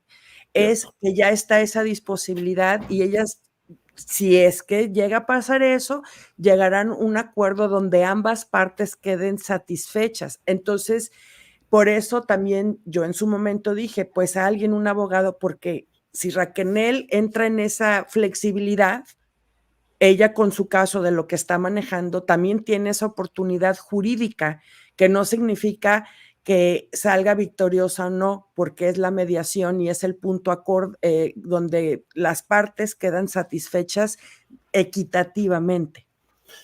Claro, y además es que dentro de un procedimiento civil, en tanto en California, si no entiendo mal, también en México y en España, en un procedimiento civil, las partes tienen la libre disposición, son dispositivas, ¿no? Y por lo tanto pueden llegar a acuerdos, llegar a una mediación a través de un tercero, pero en el ámbito penal, si hubiera estado en el ámbito penal, no. Porque ahí Sí, tenemos, bueno, correcto. en México y en Estados Unidos tenemos el Ministerio Fiscal, el Ministerio Fiscal sí, Ministerio Público, y ahí no hay disponibilidad del procedimiento, ¿no? Pero, y al final, la verdad es que la mediación puede ser una fórmula para este caso. No sé hasta qué punto también las INDOU pues van a querer utilizar esa fórmula, pero también no sería desacertado sentarse a hablar. Correcto. También es Yo, cierto yo que... concuerdo con usted, eso no quiere decir ceder o no ceder, parar la lucha o no parar, pues eso, es una junta conciliatoria donde hay una persona, una tercera persona neutral que, por así decirlo, es como el referee, ¿no? O sea, trata de mediar esa junta y bueno, pero... Totalmente, totalmente. Ujú. Y es que, por ejemplo, a ver, un juez, en el caso al final si llega a un juicio evidentemente, pues un juez al final va a tomar una decisión, mejor o peor. En una mediación se puede ir, digamos, acordando cosas o se puede ir Exacto. llegando a una postura. Al final, en el caso de California, el juez va a decir sí o no y punto pelota, no, o sea, no hay Sí, el medio. jurado va a dar eso, lo Sí, va a perdón. revisar el juez y como usted dice, sí o no y ya. Aquí en Estados Unidos es muy usual, doctor, muy, muy usual, que cuando hay una persona tiene X delito. Mm, Entonces, el juez pregunta, ¿cómo te declaras? ¿Culpable o mm, inocente? Incluso muchas veces prefieren declararse culpables, se les recomienda, el abogado les mm, recomienda declararse culpables por decir, admito que soy culpable y ujú. quizá usualmente la sentencia es un poco Sí. más baja, No, en España es igual lo que mismo, ¿eh? dice, En si España es no lo te la mismo. aceptas, entonces, bueno, te declaras no culpable, vamos a juicio, pero si llegas a salir culpable en el juicio, la sentencia va a ser mucho más alta que si te Claro. hubieras declarado culpable al inicio, ¿no? Pero bueno, eso usualmente en un caso penal, este es un caso civil. Mm. Este, hay unas preguntitas Sí, por favor. del público, si pudiéramos pasar, pero bueno, de antemano, muchas gracias por la explicación. Hay tantas historias de sectas, por ejemplo, una que me impactó mucho es la de la Guyana, creo. Sí. Eso fue un caso tremendo, que eran cientos de personas. La secta se llamaba el Templo del Pueblo en Guyana Francesa, al lado de Venezuela, y bueno, se suicidaron, se dice suicidio colectivo, pero en verdad, yo en mi tesis doctoral llegué a la conclusión de que más bien se podría hablar de un asesinato, porque había un dominio de la Sí, voluntad fueron forzados. y fueron forzados, digamos, psicológicamente a como que no había más escapatoria que el suicidio. Luego hay otros casos como el de los davidianos en Texas, si no recuerdo mal, estaba el rancho, en el Los de Monte Huaco, los de Waco, exactamente. Waco Hueco. o Waco, como Ujú. queramos pronunciar, ¿no? Exactamente. Y ese caso fue también muy interesante, pero esos son los casos famosos que saltaron a la luz, sobre todo porque hubo, pues, entró el ejército, la ATV, el FBI, bueno, es decir, son muy americanos, ¿no? Esos casos. Pero realmente, si la sociedad supiera, también es cierto que ahora con Netflix, con estos portales se pueden ver más casos, pero si supiera la sociedad que, por ejemplo, solo en España, en los últimos 2 años se han desarticulado 30 grupos coercitivos, sectas coercitivas, solo en 2 años. Y España es un país muy pequeño, somos 45 millones de habitantes. ¿Eh? O sea, quiero decir que si ustedes supieran, pueden ustedes leer mis artículos científicos o mis libros o los de otros colegas, la cantidad de microgrupos sectarios, donde hay violencia psicológica, donde luego se pasa a agresiones sexuales, etcétera, realmente se sorprenderían. Y además, sobre todo, por un factor que quiero terminar diciendo esto. Existe el mito de gran parte de la sociedad de pensar que en este tipo de grupos solo entran personas con cierta vulnerabilidad o ciertos factores de ciertos trastornos previos, ¿no? Para nada. Está más que demostrado dentro de los artículos científicos de la psicología más autorizada que más de la mitad de personas que caen en este tipo de grupos son personas con un nivel adquisitivo medio alto, con carreras profesionales, con licenciaturas, grados, con másteres. Es decir, que cualquier persona es susceptible de caer en un grupo coercitivo o secta destructiva o secta coercitiva. Muchas gracias por esa explicación. Entonces vamos a pasar unas preguntitas por aquí. Perfecto.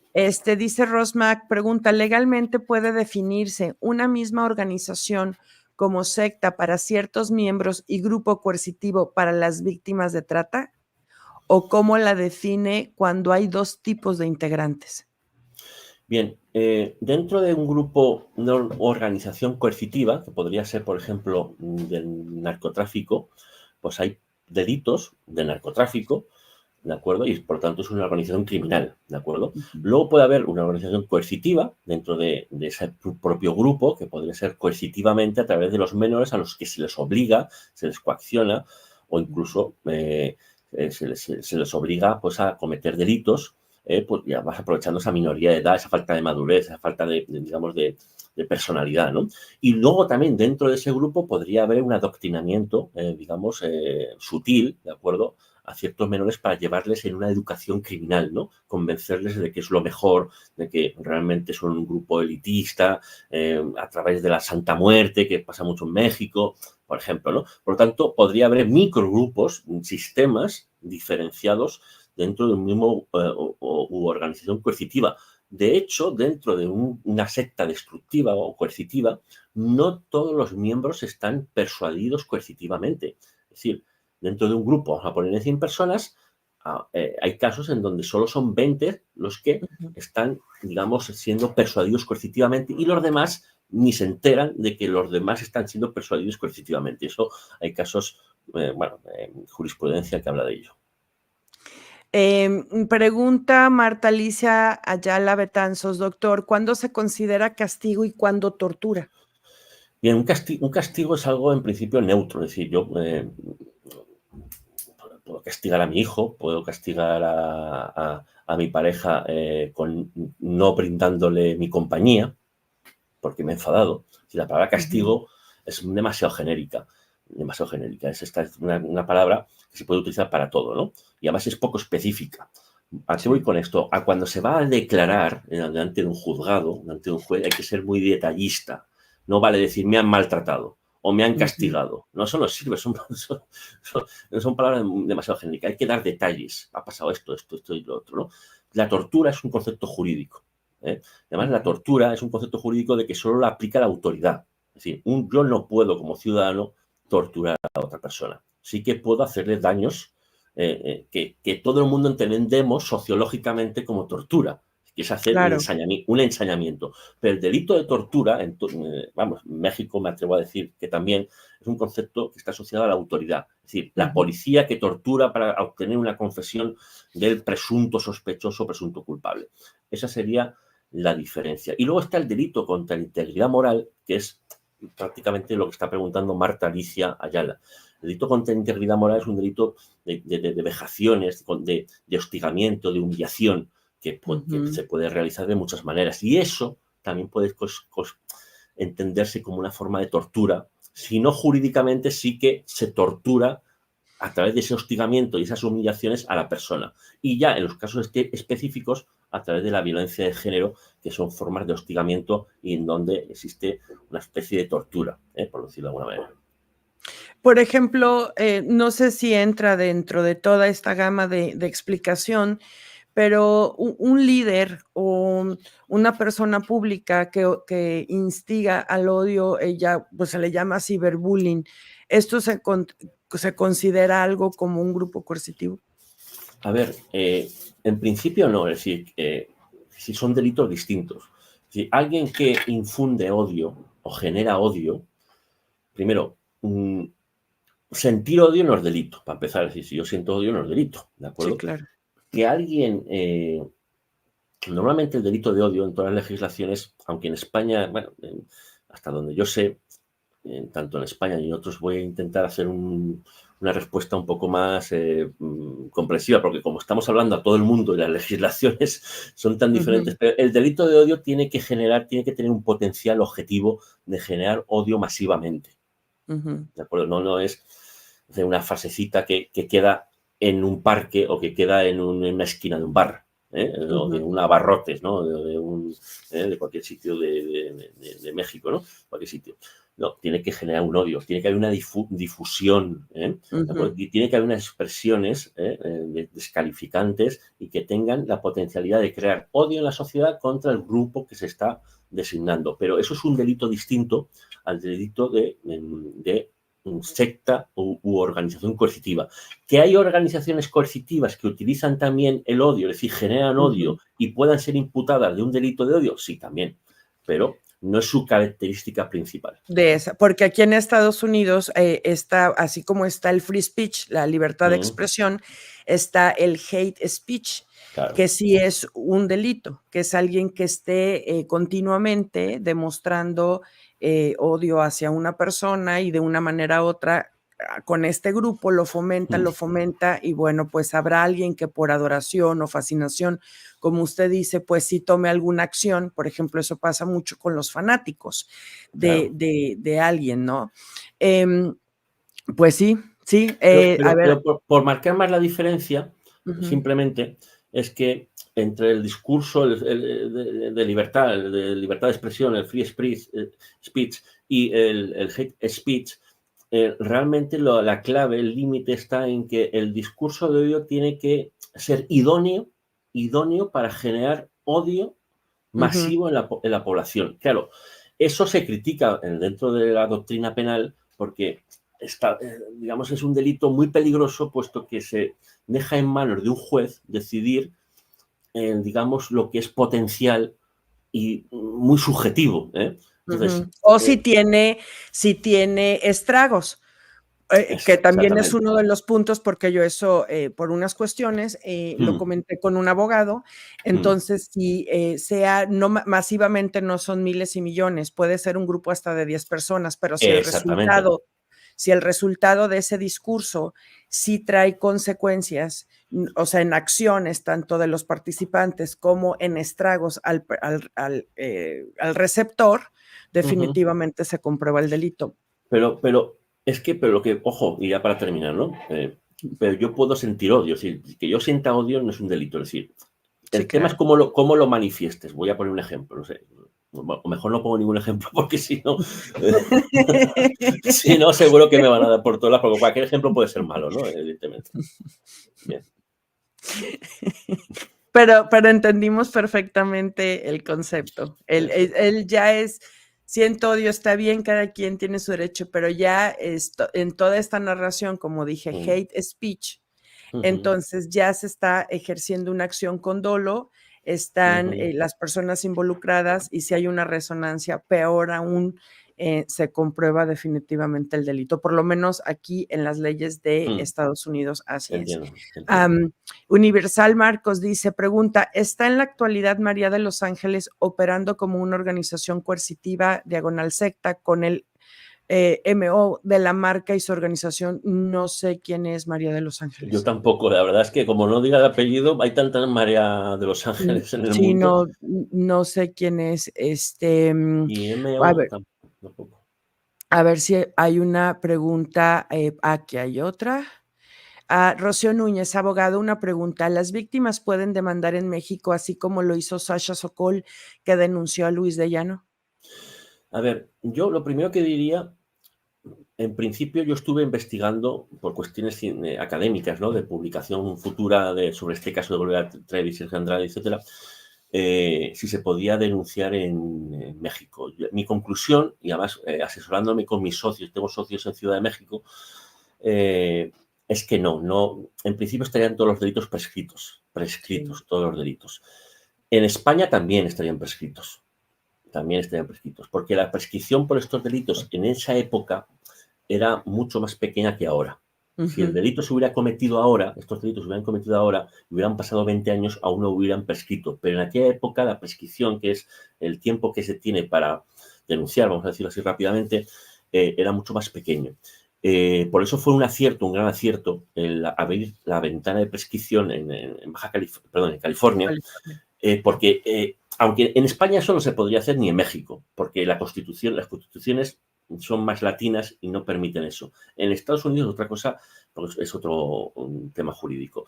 Y además es un tema civil. En el tema penal dudo que incluso en Estados Unidos se podría abrir una ventana de prescripción hacia atrás cuando perjudica al reo, que es lo que hay un principio dentro del derecho penal, que es la prohibición, ¿no?, de retroactividad en perjuicio del reo, ¿no? Si le beneficia la ley pasada porque tiene menos pena, sí, pero en perjuicio no. Es un principio del derecho penal básico, ¿no? Y con eso queda contestada. Sí, entonces, por lo menos en el conocimiento de lo que hay ahorita, en su opinión, junto con la asesoría que dice que recibo, por ejemplo, ahorita España no se puede hacer nada legal hasta donde usted sabe, porque ya están prescritos. Están prescritos, pero también voy a decir una cosa, un matiz muy importante. No hablo solo de este caso, hablo de todos. La víctima tiene que denunciar. Ojo, no es una obligación. La víctima puede denunciar o no denunciar, ¿de acuerdo? Pero si no denuncia, no es víctima. Muy bien. Lamentablemente. Otra cosa es que luego esté prescrito el delito. ¿Vale? Sí, claro. Pero la víctima, jurídicamente hablo, ojo, luego ya ante la sociedad es otra cosa. Y ahí no entro. Es decir, yo puedo considerar víctima porque viene un amigo y no quiero denunciar por mil motivos. Pues yo lo considero víctima, amigo o alguien que vea por televisión. Pero jurídicamente la víctima no es víctima hasta que no denuncia. Y además sería una víctima provisional. Porque luego si hay una sentencia absolutoria, pues evidentemente no va a ser víctima. Si el autor queda absuelto, ¿no? ¿Y a qué voy con esto? A que si bien es cierto que a la víctima hay que darle su espacio para denunciar cuando quiera, ¿de acuerdo? También hay que informarle bien que cuanto más tiempo pasa, más difícil es probar el delito. Así es. Ahora, no existe eso de que una persona denuncie como en favor o por otra víctima, eso no existe, ¿verdad? Sí, claro. Por ¿Sí ejemplo, existe? A ver, explíquenos eso. Claro, pero eso en todos lados, porque, a ver, los delitos graves, voy a resumirlo porque no podemos estar aquí dando una clase de derecho penal, pero vamos a hacerlo, además tú eres jurista, Angie, por lo tanto me entiendes, ¿no? Si yo voy por la calle y veo que un hombre pega a su mujer, yo voy y denuncio aquí en España, en México y en Estados Unidos y le detienen al hombre. Y la víctima no ha denunciado. ¿Por qué? Porque hay ciertos delitos graves que son delitos públicos. De hecho, uno, tenemos la obligación de denunciarlos, porque son delitos públicos. Dos, si se denuncia, porque si no se denuncia nadie lo conoce, aunque sea una tercera persona ajena al hecho o desvinculada familiar o socialmente del autor víctima, ese procedimiento, es decir, esa denuncia llega a la policía o al juzgado y se va a ver qué ha pasado. Pues sí, pero ya en un delito prescrito, pues no se puede. También es cierto que la prescripción, yo llegué a mi conclusión, tanto en México como en España, y lo de California con la ventana de prescripción, pues es una idea maravillosa. Y hasta tengo entendido, ojo, que yo aunque viva en España, yo voy mucho a México y a Estados Unidos. Que, ojo, cuidado, no se abra otra ventana de prescripción. Y ahí lo dejo. Así lo dejamos. Troya pregunta, ¿qué tan necesarias son las jerarquías dentro de los grupos criminales coercitivos y si puede explicar esto brevemente? Bien, la jerarquía es una forma de explicar y también, quiero decir, se da materialmente, puesto que la jerarquía crea una división de trabajo, de poderes, en donde se distribuyen las órdenes. Dentro de las sectas coercitivas y organizaciones coercitivas es muy común que estén distribuidas jerárquicamente, es decir, una cúpula que da órdenes y se distribuyen hacia abajo, igual que en una empresa, ¿no? Por ejemplo. Pero este concepto de jerarquía, digamos que también es compatible con otros casos en donde ciertas órdenes no necesitan una distribución, digamos, en la pirámide, sino que ciertas órdenes se dan por hechas o se dan por sí, no hace falta una orden verbal. Voy a poner un ejemplo. Por ejemplo, Hitler, muchas de las órdenes se presuponían, ¿de acuerdo? O no eran leyes, sino eran verbales. O, en el caso de las sectas coercitivas, muchas cosas de lo que las víctimas pueden o no pueden hacer no vienen de una orden verbal directa o escrita por parte del líder, es que se da por hecha, se presupone de todo el contexto de la comunicación que ha dado a entender el líder en sus charlas, en sus talleres de autosanación y en lo que sea. Es decir, que muchas veces el concepto de jerarquía sirve mucho para explicar la distribución de poderes, los de arriba son los malos y los de abajo son las víctimas, pero ojo, cuidado porque hay gente también en la parte de abajo de la pirámide que según el planteamiento que estoy exponiendo, que es un planteamiento sistémico, también hay aparentes víctimas en la base de la pirámide que pueden estar contribuyendo, digamos, con dolo, con conocimiento y voluntad en la persuasión coercitiva o en los delitos a favor de la cúpula. Muy bien. Bueno, pues yo tengo una pregunta última ya para no, ya abarqué un poquito más de su tiempo, una disculpa por eso, pero es que es información tan importante y nos yo estoy muy agasajada y por lo que veo en los comentarios, todos estamos muy agasajados porque nos está dando una información increíble Pues y muchas gracias por eso. Una de las grandes, ¿cómo podríamos llamarlo? Polémicas en cuanto a las iglesias o ciertas religiones, independientemente de quién creen qué, y vastas religiones que hay. Desgraciadamente, a veces se confunde mucho, es que esta religión es una secta, o sea, y a veces, ahora sí quien lleva la carga de la culpa son todas esas mismas religiones, porque creen que una religión, ejemplo, el cristianismo, ¿no? O el catolicismo, el que sea budaísmo, es un ejemplo. Pero bueno, pues yo digo que de iglesia a iglesia pasan muchas cosas, de pastor a pastor, de padre a padre, de, no sé. Entonces, ¿qué elementos una persona que está, por ejemplo, en estas religiones debe detectar para decir, bueno, esto sí es una comunidad religiosa, yo vengo, canto, oro o rezo, ¿verdad? Muchos términos, y a decir, caray, creo que esto ya está pasando a una secta. Bien, esa es una pregunta, además es la tuya y además yo creo que es una pregunta, digamos, para cerrar digamos, la entrevista, pues perfecta. Y es la pregunta que se hace todo el mundo. A ver, no hay, es decir, es muy difícil saber si algo es una secta o no, porque al final una secta, digamos, en sentido criminal, puesto que hasta que no hay una sentencia criminal es como un sujeto, ¿no? No se puede afirmar, ¿de acuerdo? Por lo tanto, siempre de forma preventiva tenemos que no designar a ningún grupo, en principio, como secta criminal, pero sí se podría decir que los ciudadanos son libres de decir, oye, me parece que el catolicismo o los cristianos o los testigos de Jehová o los mormones es una secta. Porque en mi opinión, y esto es una opinión jurídica, está dentro de la libertad de expresión, porque es compatible que un grupo religioso esté debidamente inscrito como religión en cada uno de los países donde esté y que los ciudadanos entiendan que sus prácticas son sectarias y por lo tanto son una secta. ¿De acuerdo? Eso es la libertad de expresión. Pero sí que es cierto que hay unos indicios que nos hacen a la literatura científica, en la psicología, criminología y en el derecho penal que, digamos, que nos hacen pensar que puede ser inicialmente, presuntamente, un grupo coercitivo, secta coercitiva en este caso.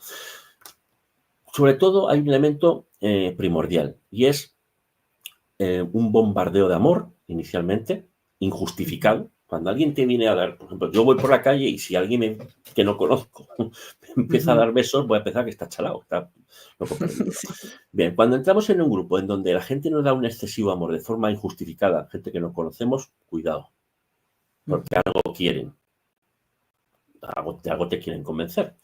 Pero sobre todo para mí el elemento central y el que acabo de exponer es digamos, un indicio tradicional que se llama love bombing, ¿no? Que también pasa en la violencia de género. Pero para mí el elemento central sería en que cuando tú entras en un grupo con esta apariencia, ¿de acuerdo? Yoga, o autosanación, o coach, o lo que sea, o tal religión, y luego te empiezan a decir cosas que no tienen que ver con el eje central de lo que se ha vendido el producto aparentemente al inicio, es decir, otro producto, ahí desconfía porque ya la apariencia, es decir, tener una tienda de abarrotes, de la tienda de comestibles, si tú entras y luego hay sexo en grupo, pues no es una tienda. ¿Me explico? Claro. Entonces, hay que ver la apariencia de lo que se vende con lo que luego realmente se te está vendiendo, ¿no? Y sobre todo, un tercer elemento que yo destacaría, hay muchos más, pero yo destacaría, es cuando te intentan convencer de que tu vida pasada es negativa. Es decir, tú llegas a un grupo humano de cualquier tipo, les cuentas, pues mira, yo me llevo muy bien con mi padre, con mi madre no tan bien, porque siempre hemos tenido algún tipo de problema, entre mujeres, por ejemplo, vamos a decirlo así, si la víctima es mujer, entre mujeres o entre hombres, me da igual, ¿no?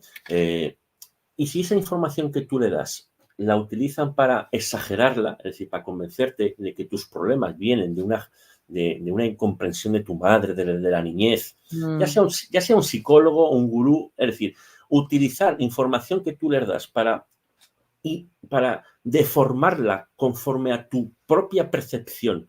Cuando contabas esa información, cuidadito. Cuidadito. ¿Por qué? Porque generalmente los grupos coercitivos, y esto es un dato ya, es decir, más preciso, utilizan la información para hacerte pensar que tus cosas positivas del pasado son negativas y tus cosas negativas del pasado son mucho más negativas. Es decir, crean un mundo amigo, que es el interior del grupo, y todo lo que tú has traído del pasado es tu mundo enemigo y evidentemente la sociedad. Todo lo que está fuera del grupo es enemigo. Y eso es la persuasión coercitiva. Es decir, es crear un horizonte de expectativas restringido o un sistema totalitario por el cual tú no, al estar dentro, no puedes percibir el sistema de libertades. Si estás en un sistema totalitario que te impide ver, digamos, la libertad. Pero estos indicios que acabo de comentar son muy significativos, puesto que es muy habitual que utilicen esa deformación de tu vida anterior en algo mucho más negativo o lo positivo en negativo.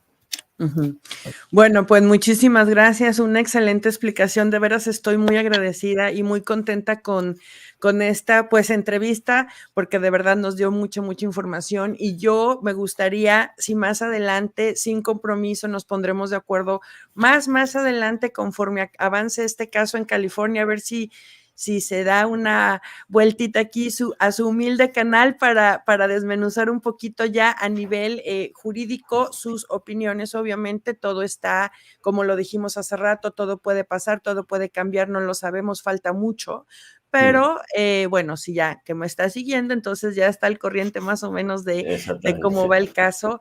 Entonces, pues claro que sí, estuviera muy contenta si usted acepta esa invitación. Quiero agradecer rápidamente a ex fanáticos de Laura que, bueno, dice, wow, doctor Barbadio, estoy leyendo actualmente su libro, Las sectas en derecho penal. Gracias, Angeri, por ir profundizando más en este caso de la organización coercitiva Trevi Andrade Portillo. Muchas gracias por la donación.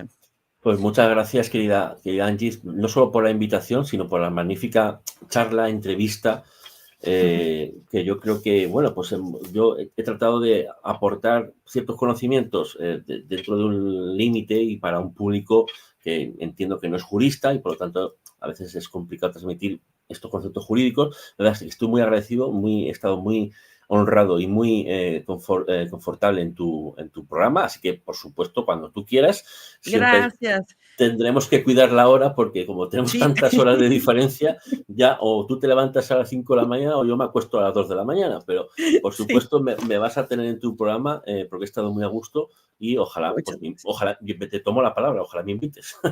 No, por supuesto, délo por un hecho, nos ponemos de acuerdo porque me encantó mucho todo lo que usted explicó, aunque nosotros no seamos abogados ni conozcamos ciertos términos, lo entendimos perfectamente y esto es aprendizaje. Al final del día este caso pasará en un momento dado, pero el conocimiento ese no se va, doctor, y para eso yo quiero manejar mi canal. Muchas gracias por todo, muchísimas gracias a todos, les mando un beso, gracias por el recibimiento al doctor Carlos, vi muchísimos mensajes muy bonitos y bueno, pues gracias y vayas a ver su Real partido Madrid, de fútbol. el Real Madrid-Barcelona que empiezan en 12 minutos.